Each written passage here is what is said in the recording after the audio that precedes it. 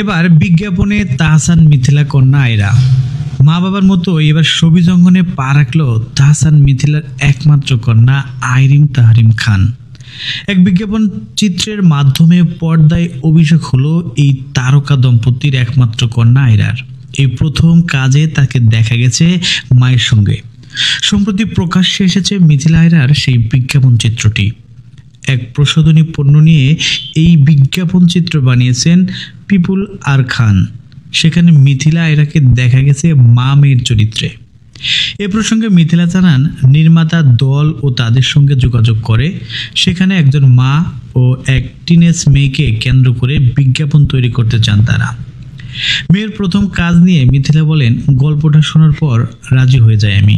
এটি বিজ্ঞাপন চিত্র হলেও এখানে অভিনয়টা রয়েছে।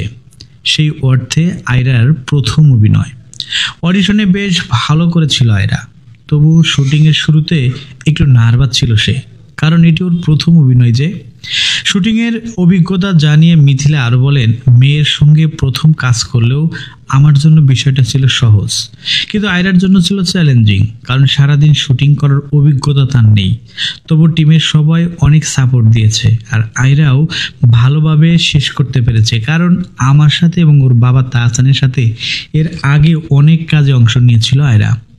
সো ভিউয়ার্স, তারকা দম্পতির এই মেয়ে আয়রা অভিনয়ে ফিরছেন, এই বিষয়টিকে আপনি কিভাবে দেখছেন? আয়রা কি তার মা বাবার মতো অভিনয় করা উচিত? আপনার গুরুত্বপূর্ণ মন্তব্য জানিয়ে কমেন্ট করতে পারেন আমাদের কমেন্ট বক্সে।